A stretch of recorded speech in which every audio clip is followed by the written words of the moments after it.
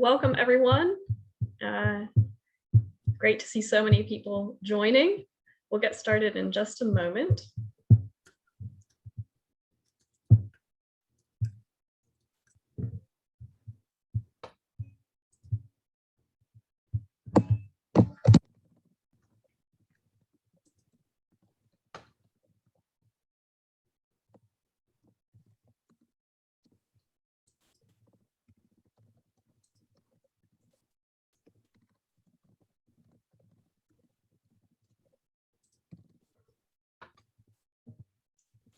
All right, welcome everyone. Gonna get started again in just one moment.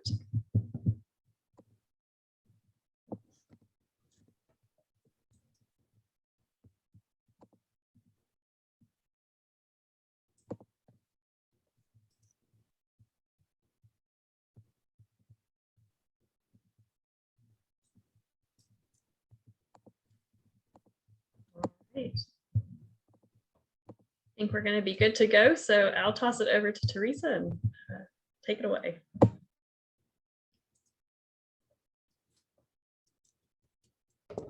Thank you, Candace, and welcome everyone.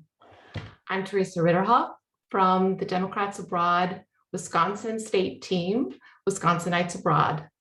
Good morning, good afternoon, and good evening to our guests, to our Democrats Abroad members, and to all of you who've joined the call from around the world. We welcome you to today's discussion with Ben Wikler, chair of the Wisconsin Democratic Party since 2019. 1 year out from the most important midterm elections of our lifetimes, we look forward to hearing from Chair Wikler about his innovative leadership in Wisconsin, a crucial state for Democrats by any measure. Wisconsinites overseas sent 17,000 ballots back home in 2020, significant contribution to the 20,000 votes that won the state for President Biden.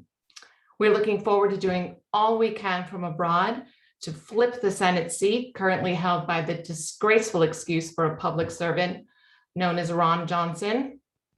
And we also want to support the Wisconsin Dems as they fight to keep Governor Tony Evers in office. His veto is the last line of defense against the most unequitable redistricting plan in the nation. And these days, that is saying something. I'm joined today by the Democrats Abroad International Chair, Candace Kerestan, the States Abroad team lead, Jennifer von Estorff, and the entire Wisconsinites Abroad team. And to all of you listening in, please remember that we'll be gathering questions for our speaker from the Zoom Q&A box and on Facebook where we're streaming live. So you're welcome to type in your questions as we go along. I'll hand off to Candace now, who will lead our discussion. Candace? Great, thank you so much, Theresa, for the warm introduction, and good morning, Chair Wikler. It's so great to have you speaking to the American population abroad, many of whom are Wisconsin voters. As Theresa mentioned, my name is Candace Kerestan, and I serve as the International Chair of Democrats Abroad.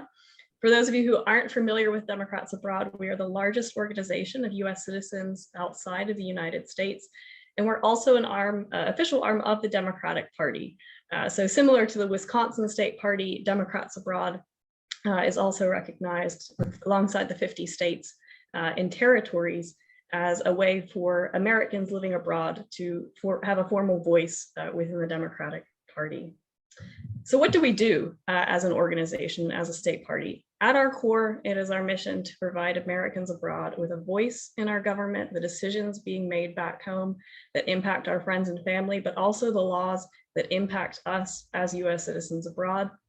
And beyond that, we also do this to elect Democratic candidates, especially those in battleground states, key races, many of which are going to be taking place in Wisconsin next year. I'd like to take this opportunity to encourage everyone, not just encourage, to urge everyone to get their calendar right now. And on January 1st, mark that you should go to votefromabroad.org to request your ballot for the 2020 election year.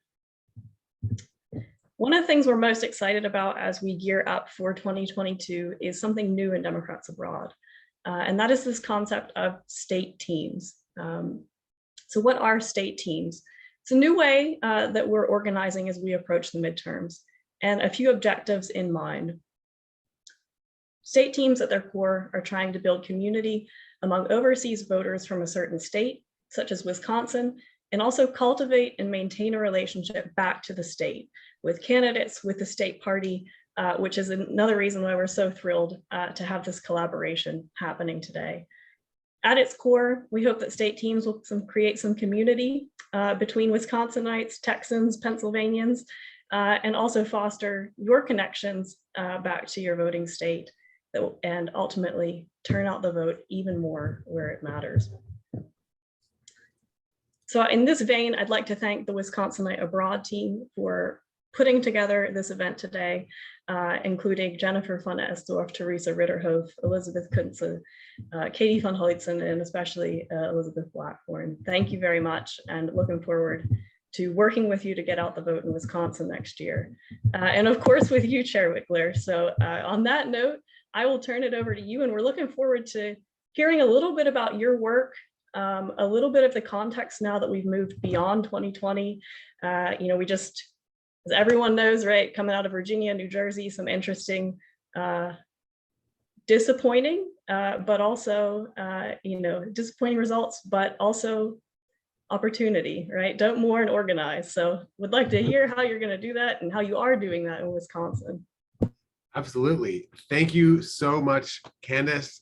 Thank you so much, Liz and Theresa and Elizabeth and Jennifer and everyone here at this event.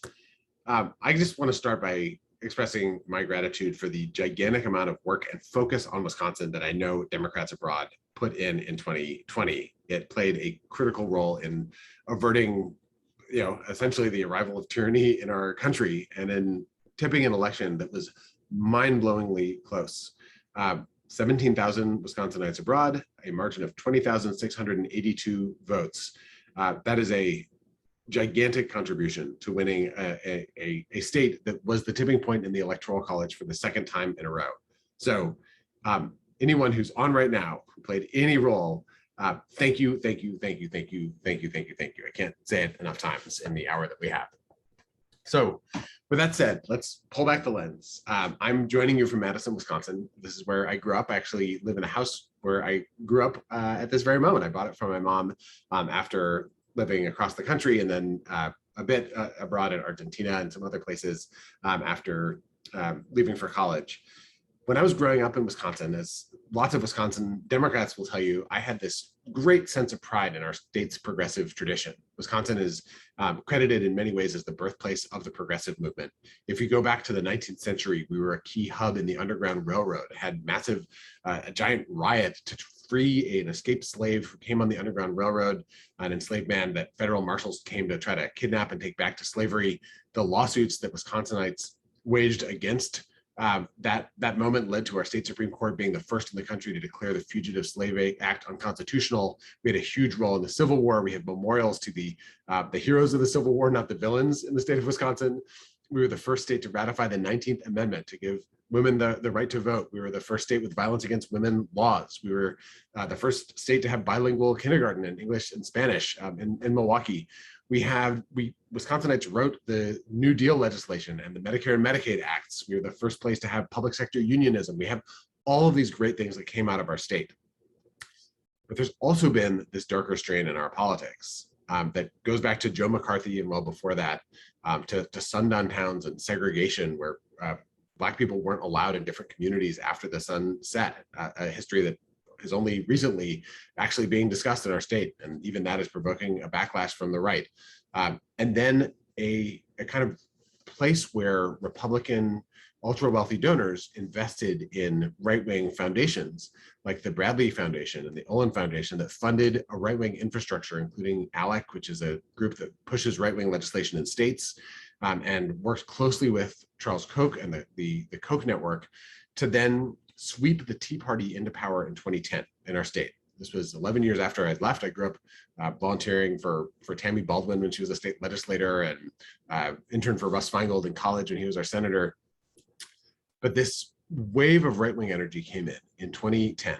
Ron Johnson defeated Russ Feingold, my hero. Ron Johnson went to the Senate. Scott Walker became our governor and immediately set about smashing, especially the power of labor, young people and people of color to organize and register voters in our state, rewrote campaign finance laws, did so many of the things that Trump tried to do in terms of politicizing every aspect of government to serve right-wing private special interests. I have sometimes said the Trump era began in Wisconsin in 2010. And this right-wing wave really tried to de-democratize the state of Wisconsin in attacking so many of the things I just named, the advances that we created, so that by 2016, when there was the first presidential election after Scott Walker's voter suppression laws took place, a bunch of studies have said that these right-wing laws reduced voter turnout by more than Trump's margin of victory, that Trump would not have won here if it hadn't been for that. It was the first Republican victory in a presidential contest in our state since 1984.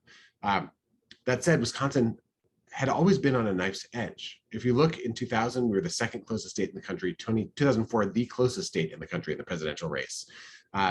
In 2016, we were the third closest and third closest again in 2020. We've had 4 out of the last 6 presidential elections come down to less than 1 percentage point. And that's why it can be so invigorating and powerful to be a volunteer to help win elections in Wisconsin, because that call you make might actually be the one that wins the election. Over and over and over, that's true. So Republicans came in. Trump won in 2016.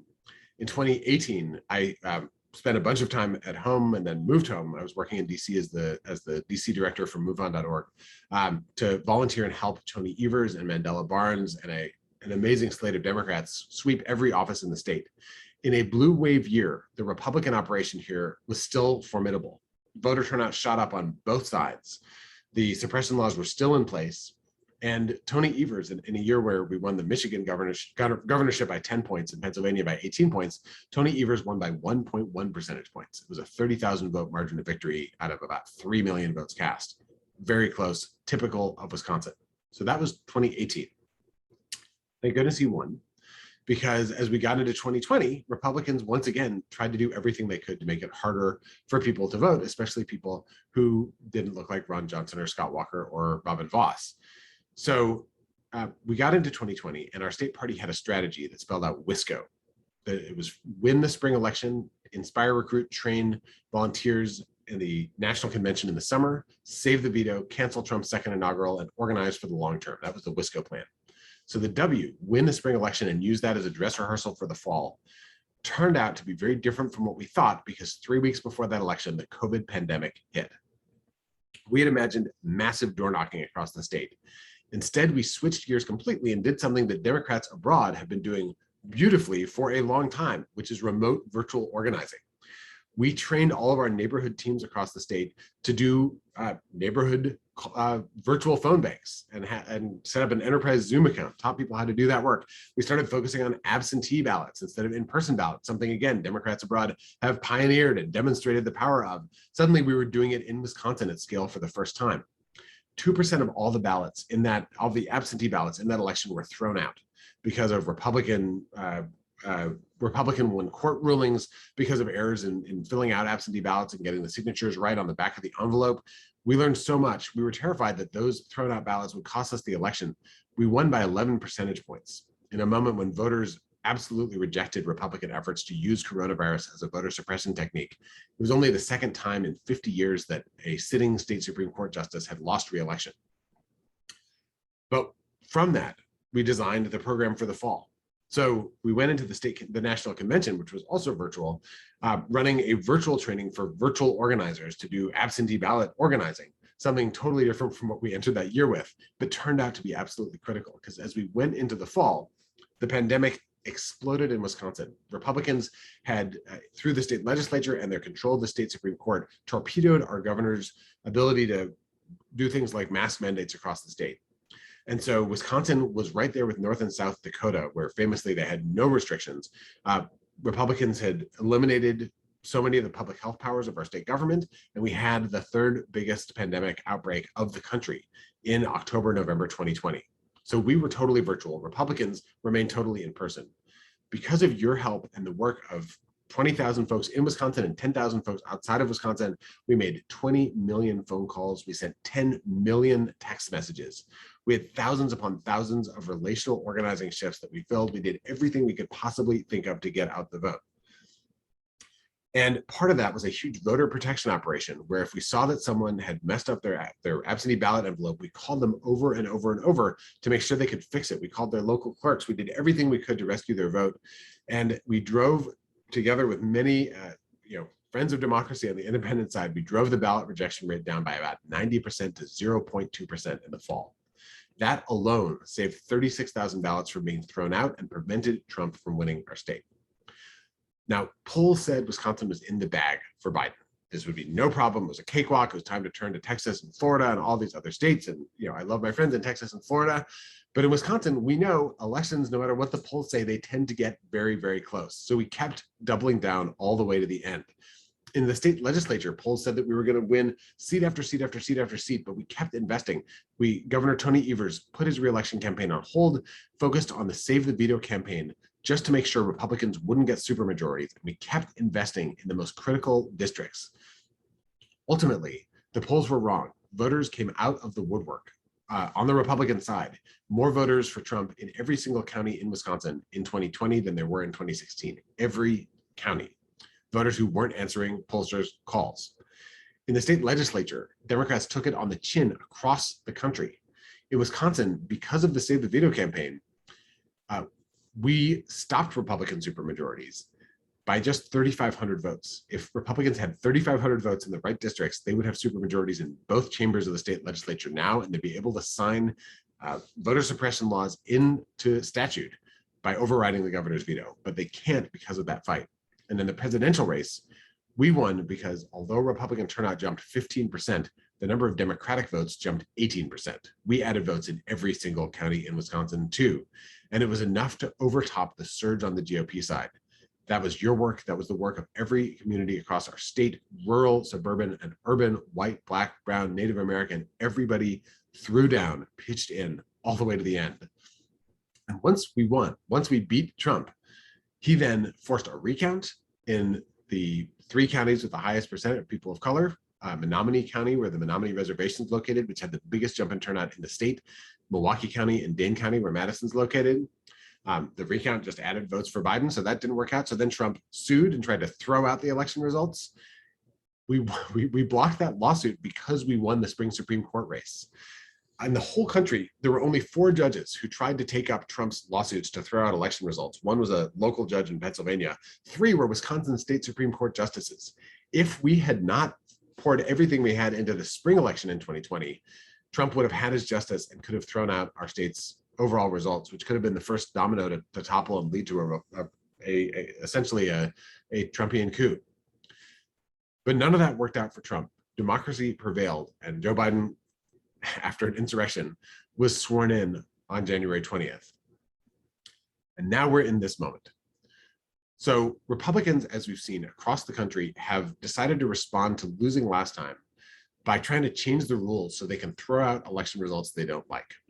They're trying to suppress their way to victory in 2022 and 2024 through voter suppression laws, and even more ominously, they're trying to pass laws and prepare the way so that if a Democrat wins, they can declare that they think the election was stolen and have a state legislature or a governor instead declare that Trump has won re-election. Their plot has a problem, which is that unless they get Wisconsin, they don't have enough states to make it work. They have passed these laws in Georgia and Arizona, they passed them in Texas and Florida, but all the Republican states put together aren't enough to win an electoral college majority unless you add the state of Wisconsin. And that means they need to beat Tony Evers if they want to steal the presidency in 2024. And we're not going to let them do that. Governor Evers has vowed to veto any bill that makes it harder to vote, and he's already vetoed 6 of them to Republican howls. They, in other states, have introduced dozens of bills, and we could expect a flood like that if they got the governorship here. And even more critically, in Wisconsin, it's the governor who certifies the slate of electors that go to the vice president for counting at that critical moment. So if a Republican governor refused to certify a slate of duly elected Democrats, that could be the ballgame. And that's why it's so critical. It's our #1 priority to make sure that Governor Tony Evers wins in 2022, not just because it matters to everyone in Wisconsin, but also because that's how we can prevent Republicans from stealing the next presidential race. So that's one of our priorities. Now, our whole to-do list spells out Badger. It's B for build the bench and build the party statewide and year round. We just did a 1 year to win, 1 year out from the election, giant wave of action this last weekend. We reached out to contact more than 100,000 voters across the state of Wisconsin. We've now recruited a gigantic number, more than 1,000 poll workers to work the polls to make sure that Republicans can't suppress the vote at a local level in 2022. We've now built a coalitions team and a rural training program and a communications and digital operation that we've never had before at this point in an election cycle as a party in Wisconsin. So we know we've got to build, because in midterms, when there's a Democratic president, things often get bad. And that's why I'm so glad there are dozens of people on this Zoom right now, because it's going to take all we can to prevent another Republican wave the way we had in 2010 and 1994. So B, build the bench, build the party statewide year round, globally through Democrats abroad. And I'm so grateful that all of you are doing the work you're doing. The A is advocate for democracy in our agenda. That means against gerrymandered maps. Republicans just passed terrible maps through our state legislature. Our governor can veto them and then it goes to court. It means against voter suppression bills, and it means for our governor's Badger bounce back plan and the Build Back Better agenda that President Biden ran on and is going to pass into law. We're fighting for all of that. The D in Badger is deliver a second term for Governor Evers. As we talked about, necessary for our democracy. The G in Badger is grow Democratic strength down ballot, which includes our Attorney General, Josh Kaul, who's also a champion of democracy, all the way down to state legislature, hopefully putting Republicans on defense on these new maps and picking up seats. The E in Badger is for end Ron Johnson's political career. And let me take a moment on that. He promised he was not going to run for a third term when he ran in 2016. That was part of his closing argument. Of course, now that 2022 is getting close, he's going around saying that when he said that, he had no idea the stakes would be this high. And it's so important, and everyone tells him he's the best person to keep the seat. It seems like he is running, and he is a disaster. He really, when I think about Ron Johnson, I think about the song "Every Rose Has Its Thorn," because that song is terrible, and he is a terrible, terrible senator. It's not just that he pushes COVID conspiracy theories and says that if it had been Black Lives Matter storming the Capitol, he would have been scared. But the way it was, he had no fear at all because these are patriots and people who support Trump believe in law and order. It's not just that he pushes the most extreme, offensive, divisive muck in our politics. It's also that what he's really doing, while he offends everybody with all that, is picking the pockets of the general public to line the pockets of his very wealthiest contributors. 3 of the richest, the most prolific Republican donors in the country are Wisconsinites, the Uline family and Diane Hendricks. They're billionaires. They gave $84 million between the 3 of them in the 2020 election cycle to Republicans. They put $20 million into his last re-election campaign. He turned around and demanded a tax cut when the Trump tax bill was being negotiated. He refused to vote for it unless he got a special tax cut for the kind of pass-through corporation owners that they happen to be. They walked away with an estimated $500 million haul just from the tax cut that Ron Johnson specifically put into place for them. And I should note, for himself, he also owns a pass-through corporation handed to him by his father-in-law. As they say, his most important words in his business career were, "I do." So Ron Johnson has to go, and we have a late primary. It's August 9th of 2022. We're not going to have a nominee until a few months before the election, which means it's the party's job to build the general election apparatus. We've got to build the grassroots organizing teams all over the state, the voter protection team, the coalitions teams. We've got to make sure there's billboards about Ron Johnson up in highways, in rural areas across our state. It's our job at the party, so that once we have a nominee, that person jumps into the campaign vehicle that the party's built, like a race car driver jumping into the seat in a supercharged F1 race car and then zooming along through the finish line. That's the work that we're doing through the party, and that's why I'm grateful for the chance to talk to everybody today. The R in Badger is rally for the long term, and I want to make sure to always include this because, as we know, each election cycle is impossibly important, but democracy is a life sport. It's like curling for Wisconsinites out there. It is something that we need to be able to do year after year after year. 2023, the state Supreme Court majority is going to be up for grabs in the state of Wisconsin. 2024, the next presidential race, we saw what the last one was like, and Tammy Baldwin will be up for re-election, and it goes on and on. So we have to do this work in a way that reflects our fundamental values, that builds our relationships more closely with each other so that we can sustain this year in and year out. The fundamental thing that drives all of our work is this core value, the idea of a democracy, that every person, no matter where you live, no matter the color of your skin, that all of us are equally precious, that all of our voices should count in self-government, and that our policies should reflect the infinite worth of each of our lives. And the only way that we achieve that is by staying engaged, keeping that fire lit, and treating with each other with the respect that everyone should be treated. That's how we try to organize. And that's how we won in 2020. It wasn't in spite of our values, it was because of our values. That's why I'm grateful for the way that everyone brings themselves to this work in Democrats Abroad. And that's the spirit of the partnership that I seek with everyone here and with all of your friends and family as we do this work with joy and with love at the core of it. Because that's what it will take to defeat the darkness that we see in our politics. And that's what makes doing this work worthwhile. So thank you so much. And I'm so excited to have a conversation about where we go from here. Great. Thank you so much. I don't know about those of you, actually I do. I'm sure you were glued to that as much as I was. And you touched on so many important points. And I want to reciprocate that. Thank you to all the organizing that went on leading up and in 2020. Everything from the ballot curing, right? And checking the ballots went, and the digital organizing, and there are so many moving pieces of this, one of which is Democrats Abroad. But so many more happening on the state to get out the vote at the end of the day. So it's really, really meaningful to have you here today so that we can talk about how we're going to do this in the future. One of the things that we have been talking about, we actually just had an internal meeting this morning with our leaders in Democrats Abroad, concerns messaging. And you had touched on this. And I think that Theresa I know she and I have been going back and forth about this, and I think she has a specific question concerning messaging that we'd be curious to pick your brain about. Absolutely. Thanks, Candace. Yes, exactly. That was my question about messaging. I think this is a question a lot of us have, knowing that in 2020, we rallied around the mission of beating Trump.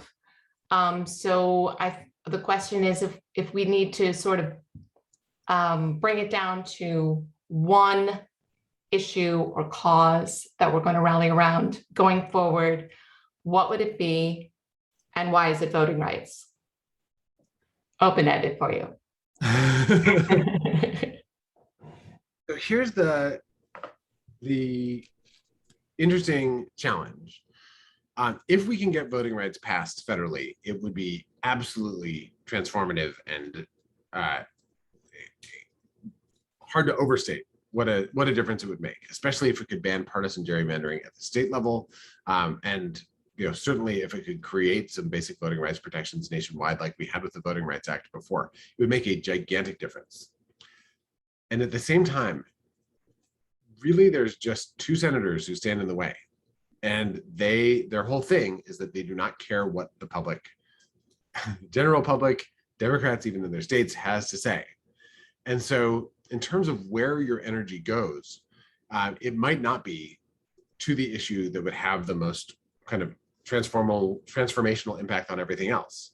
And I'll say that what we're focused on in Wisconsin, for example, through our voter protection operation, is this tremendous effort to protect voters one after another.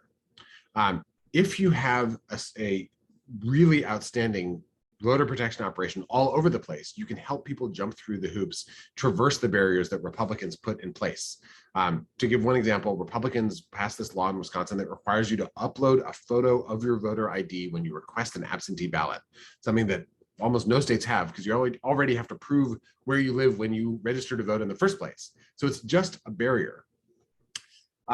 But our voter protection team worked with thousands and thousands and tens of thousands of people to help them figure out how to do this. There were hundreds of seniors who took selfies and uploaded those to the website to request their absentee ballot. No, you have to point the camera the other way at the picture of yourself and send that in.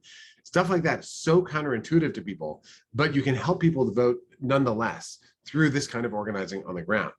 Now, the thing that you can't organize your way out of, if it happens, is a state legislature or governor overturning the election results. And that's why, for me, the governor's races in Wisconsin, Michigan, Pennsylvania are absolutely critical to defending the integrity of the democracy overall. And I think if you're going to pour time and effort into a particular thing, I would urge you to get involved in organizing and activism for voter protection in those states as a critical way to protect voting rights and democracy in the country as a whole.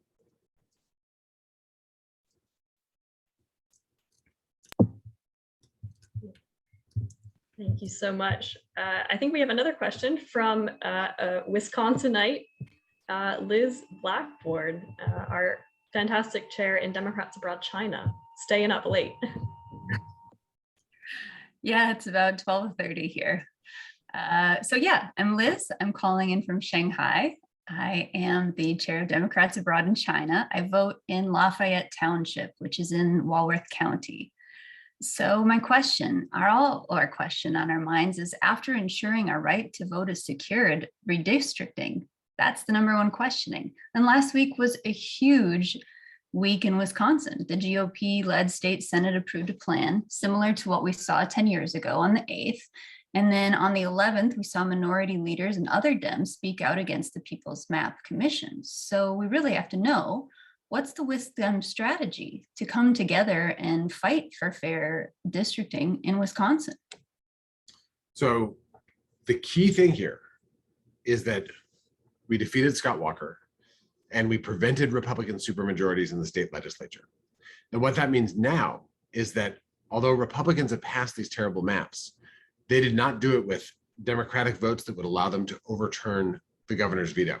The governor has vowed to veto these Republican maps. And I think it's critical for activists, anyone who believes in fair maps. And I will say, there are Democrats who don't like the idea of independent the districts drawn by independent redistricting folks either, because everyone's elected by their electorate, and it can be a challenge to see those lines shift. But the public overwhelmingly supports fair maps. So we've got to make sure that Democrats don't vote for the Republican maps. They don't vote for a veto override. I feel very confident about that. Then it goes to the courts. And part of what activists have been doing across the state, and this is a nonpartisan campaign that's been waged, they've passed referenda in counties where 84% of Wisconsinites live, public referenda saying that they support fair maps, to demonstrate to courts that there's overwhelming public support for independent, nonpartisan redistricting that makes voters actually have a say in who the representative is, instead of having politicians decide who their voters should be. That should continue throughout the court battle. I'm sure that it will. And then, there's a question of whether it'll go to state Supreme Court or to federal court. I have more hope that a federal court would draw fairer maps in that process. But that's going to be a legal battle that's fought, and there's a bunch of different folks involved in the litigation process, including our governor is a litigant. I think the state Senate Dems are a litigant, the Republican state legislature, and there's citizens organizations that are going to be involved in the litigation too. So the public has had a gigantic impact on the fight so far, and now there'll be a court battle where we hope the courts are listening to the public too. Thank you. Thank you. I see a great question coming in the Q&A box here from Annie. She asks, with such a late primary, how do we prevent party infighting from weakening our position against Ron Johnson? Do you think voters will coalesce early around a single candidate like we did nationwide with Joe Biden? So it's such a critical question. And I think if we hadn't had recent history, I would have been more concerned. But in Wisconsin, we had at one point 16 candidates running against Scott Walker. We're only up to 12 in the Senate race, so it's a tiny field. And I think we had 26 running against Donald Trump. In each of those races, there was a spirited debate in the primary, there's no question, but every candidate endorsed the winner. And voters really did come together with overwhelmingly support. The number of Democrats who crossed over to vote for Scott Walker or Donald Trump was minuscule. What we did in each of those 2 elections in Wisconsin is make sure that the party was neutral. I think this is the sense that some voters had in 2016 that the party wasn't neutral, wound up being a challenge for a lot of voters to feel invested in the process. And so we are bound by the state party constitution to be neutral as a party in the primary. And I try to do everything I possibly can to make sure that we're not just observing the spirit, but also the letter, but also the spirit of that rule. All the stuff we do is for the general election through the Democratic Party of Wisconsin. And we say to everybody, look, all these candidates would be better than Ron Johnson. I'm confident that each of them will endorse whoever wins the primary. And by that time, we need to have this organizing juggernaut ready to reelect our governor and defeat Johnson with whoever the nominee is. I think those pieces will come together because they did in 2018, they did in 2020, and we've learned what a difference it makes in our state, and I hope across the country.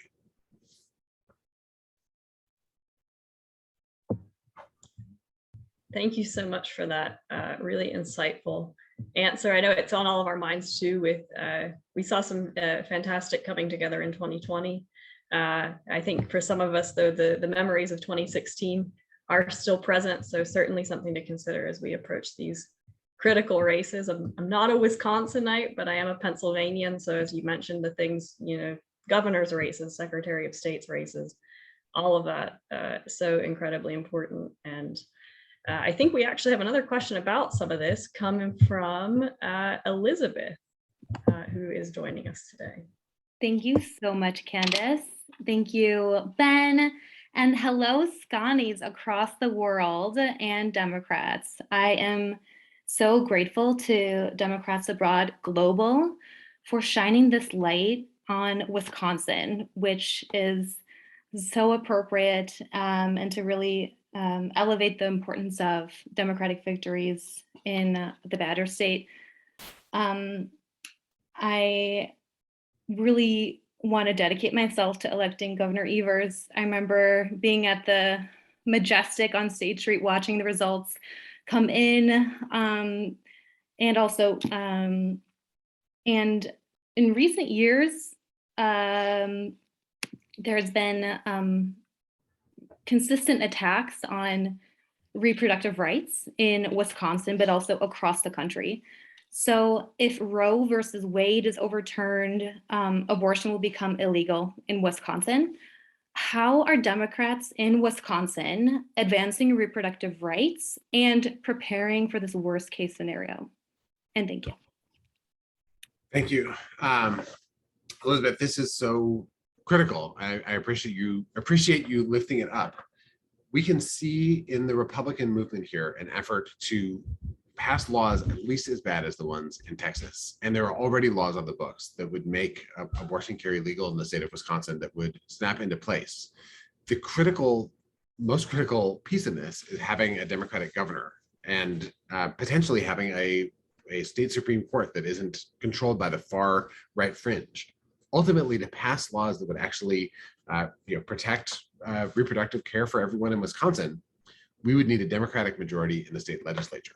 And to get to that point, what it would take is a combination of a Democratic governor, a set of maps that are much better than what we have now, and a Democratic wave year like we saw in 2008, which is the last time there were Democratic majorities, extremely slim ones in our state. The maps in effect in 2008, which was as you remember, a massive wave election for Democrats, those were drawn by courts in 2000.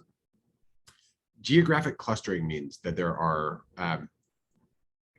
tons of Democrats in Milwaukee and Madison and Eau Claire and different places around our state, but Republicans have more geographic space. And even in a 50-50 state, nonpartisan maps often will tilt a little bit towards Republicans. So the prospects for making sure that we have a Democratic legislature, it's just a harder fight, but it's not a fight that we can give up on, especially given the stakes. And I will say that from Governor Evers to Tammy Baldwin to all three of our Democrats in the state legislature to so many different Democrats, there's a real understanding that healthcare is healthcare and that Republicans are trying to attack the rights of people who can bear children across our state in a incredibly vicious and often deeply disingenuous way.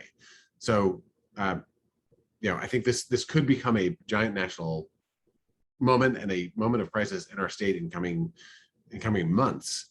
And I think if that happens, we need to organize accordingly. But the path to actually getting laws in place is a long one, because Republicans have this hammerlock right now in our state legislature. Yeah, this could be a dark period that we're entering because of what Trump and Mitch McConnell did in our U.S. Supreme Court. So I appreciate you keeping the fight alive. You can count on me. Thank you. All right, we have just a few more for you here. One concerning, as we mentioned, the New Jersey and Virginia elections. Question of how the Wisconsin Dems are processing those results and reacting to them. So the number one thing that I draw from both of those places is that the laws of political physics, the way that things often sort of slosh back and forth, they're in effect, and we have to punch above our weight. This is going to be a tough election, as we thought it would be, as Wisconsin elections so often are. We cannot delude ourselves into thinking that that the fever has broken on the right, and that people are walking away from the Republican Party, even if plenty of individual Republicans are. That's one reason why we're doing so much so early, so much more than we've ever done before at this point in an election cycle in a midterm, and we're beyond the numbers that we had in 2019 before the Trump fight in 2020. So I think that's the first big thing. The second thing is, if you look at the numbers, it's clear that Republican efforts to turn out rural voters, like there's this New York Times story that said Democrats thought they'd hit bottom in rural areas. It turned out not to be the bottom. Republicans are going to keep trying to turn rural voters against Democrats with everything they've got, and we need to keep investing in those areas. And we need to keep investing in base Democratic communities, which are often across race, folks who live in cities. And suburban women are a group that turned decisively against Republicans, played a critical role in delivering the margins for Governor Evers and Tammy Baldwin's landslide and President Biden and Harris. We're working very closely with these amazing groups of women in suburban and in the suburbs of Milwaukee, especially, who started citizen groups in the moment of crisis when Trump was elected, and they're still going. And we need to keep, making sure that we're connecting to the lived experience and the issues that motivate people, and not kind of going into a bubble, which is sometimes the danger when you have a governing coalition. It's just an argument about which policies to pass within the range of Democratic options, but people aren't engaging what the other side is doing. I will also say we have an education governor in Wisconsin. Tony Evers has spent his entire life as an educator, and the Republican message in Virginia was all about schools. A lot of it was this extremely divisive and dishonest messaging about, basically the teaching about systemic racism in schools that Republicans were pushing. I'm not going to use their phrase because it's actually a totally disingenuous phrase. In Wisconsin, Republicans tried to do the same thing. They did a school board recall in Mequon, which is a conservative community, a suburb of Milwaukee in Ozaukee County. And the Republican candidate for governor, Rebecca Clayfish, who was Scott Walker's lieutenant governor, she poured herself into that fight. She knocked on doors. She was on TV all the time talking about it. She made it a kind of referendum on her own agenda. And she got completely wiped out. Every one of the recall candidates lost by more than 10 percentage points. All the former mayors of the city got together and wrote a letter, a lot of Republicans and Democrats alike, saying, we love our public schools. We're not going to, tear apart our public schools. This COVID stuff and the attacks on teaching about systemic racism, this has nothing to do with actual public education. And often the people pushing this stuff, they just want to defund public schools, which we're not going to let them do. And being able to point out what Republicans are doing to try to divide people and scare people in order to pick the pockets of people across race and across ideology, that can be a powerful antidote to Republican tactics. So one of the lessons that we took is to punch back hard against the kinds of things Republicans are doing, where they try to weaponize kids and schools as a political pawn instead of actually speaking to the issues that parents do care about.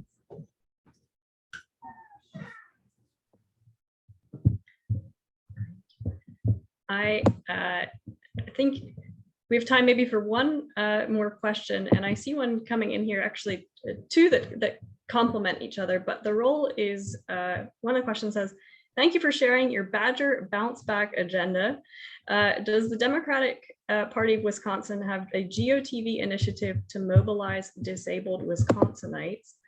And also, in parallel to that, we just received another question about the role of minority communities. Could you say a little bit about how your state party is not just involving these, but elevating these voices? Absolutely. I'll take each of those in turn. So first, Republicans have targeted Wisconsinites with disabilities relentlessly in their push to make it harder to vote with absentee ballots. They have passed laws through the state legislature that make it much harder for people to declare themselves indefinitely confined, so they get ballots automatically sent to them. It's hard for voters with disabilities sometimes to get the forms of identification Republicans demand, and they actually passed a law demanding that you re-upload your voter ID every single time you get an absentee ballot, rather than just the first time.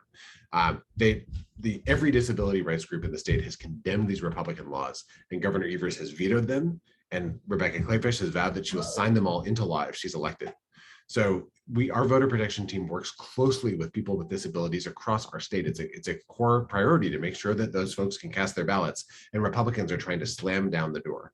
So that is right in the heart of our fight. And for me, when I was working at MoveOn, I worked very closely with ADAPT and disability rights groups across the country in the fight against the repeal of the Affordable Care Act, which was actually also an attack on Medicaid, which is such a critical lifeline for folks with disabilities. And seeing the way that the disability rights community mobilized against that bill, and then, you can hear my kid in the background possibly, the way that community then mobilized to turn out the vote has been just spectacular and inspiring, and has played a critical role in victories on these issues. For folks of color across our state, Wisconsin has significant Black, Latino, Hmong, and more broadly AAPI and Native American populations. Susie, I know, I'll come right when I'm done. And our state party used to do this thing that happens across the country, where you kind of scale up right before an election, and then you hire a coalitions team or an outreach team that starts reaching out to community leaders in different communities of color, like a few months before Election Day. This election cycle, for the first time, we built a statewide coalitions team.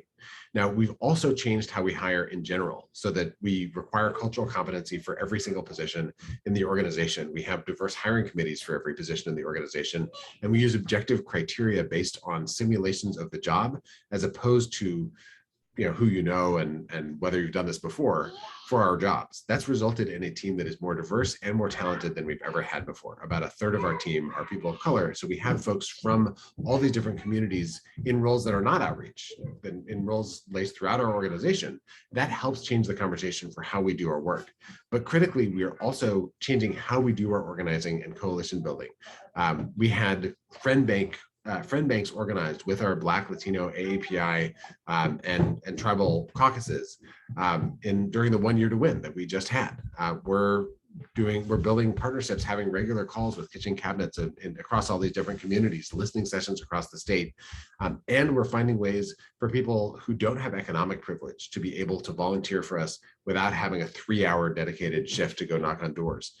Relational organizing is actually a key part of that. So we now have a network of community captains who are folks who will spread the word to people in their own communities, even if they don't have the kind of big chunk of specifically dedicated time on a weekend the way that our traditional organizing program is emphasized. And all of that has, I think, been critical to our ability to connect and turn out the full diversity of the Democratic coalition in the state.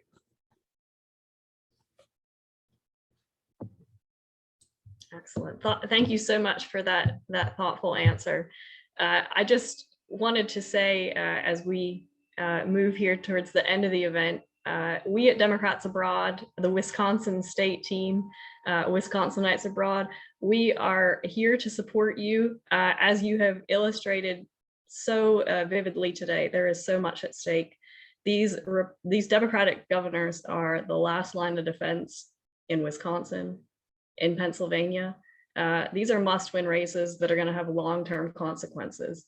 And I just wanted to let you know, we are here for you, and thank you for all the work that you and your teams are doing on the ground in Wisconsin. We really look forward to cooperating with your state party in the coming months, and to really get out the vote and win come next November. So I'd leave you with one final question.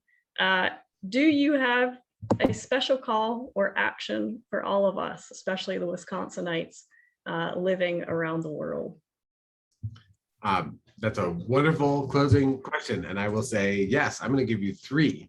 The first is, I want you to volunteer for our operation here. I'm going to put in the link, wisdems.org/volunteer. If you fill out that form, we actually have folks on our staff who review every submission from it, and we'll reach out to you to plug you into the work. The second thing is, I want you to volunteer specifically for our voter protection team, which is recruiting poll workers. You have to get some specialized training to do that work. But if you go to vote.wisdems.org, you can see how that team operates and click through and get involved in that. And the last thing I want to ask for, I'm asking for your time, for your talent, and for your treasure. If you have a few bucks to spare, or euros, or whatever currency it is that you might be able to translate into a few bucks, we put every dollar to work, and it's going to be a giant fight. So that is wisdems.org/donate. That's the third link, wisdems.org/volunteer, wisdems.org/donate, and vote.wisdems.org. Your help really could make the difference in a state that could come down to a hairline margin in 2022. And I'm so grateful for everyone's engagement.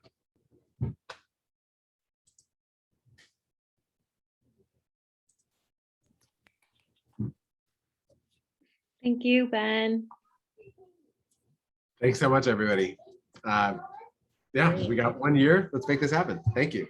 We do, and we're going to. And on that note, just wanted to thank you again so much for joining us today. As I said, we are in this together. As we all know, we are in this together, and it's time to organize, and we are doing exactly that. So thank you for those links, Ben. I also wanted to make an appeal to the Wisconsinites living abroad. If you are interested in getting active, particularly in this community of overseas voters, I encourage you to write to states@democratsabroad.org to get in touch with our organization, and we'll follow up then as well. There's also a state teams planning meeting coming up. I believe that was shared in the chat earlier, and that'll be posted as well right now. Again, we are organizing alongside the Wisconsin Dems, really trying to get every single vote. We know it's going to be a really hard fought election. So I guess my appeal to you is come be a part of it, right? We can't do this alone, and we need all the help and support that we can get. So in that vein, I really want to thank everyone for attending today, and especially fellow State Party Chair Ben Wikler for his very, very insightful presentation today. I'd also like to thank all of the Wisconsin Abroad organizers. A particular thanks to Theresa Ritterhawk and Jennifer von Estorff, who organize more broadly the state teams that are springing up, but also to Liz Blackburn and Elizabeth Kunze, as well as Katie von Holtzen and Annie Grau for all of their work organizing Wisconsinites around the world. So hats off to you. Looking forward to working with everyone in this next year. It's quickly approaching, again, January 1st. Votefromabroad.org. Get that ballot request in, especially if you vote in Wisconsin, because Wisconsin still has some pretty poor ballot return methods for overseas voters. Postal return only. You can't transmit it by fax or by any other means, which is possible in most states. So we got to get that legislature back, Ben, right? We got to keep the governorship, get that legislature back, and get some better voting laws on the books. Huh? So, all right. Well, in that vein, thank you again, everyone. Thank you for tuning in. Appreciate your support of both the Wisconsin Party and Democrats Abroad, and looking forward really to working with you in this coming critical election year. Have a nice rest of your weekend, everyone.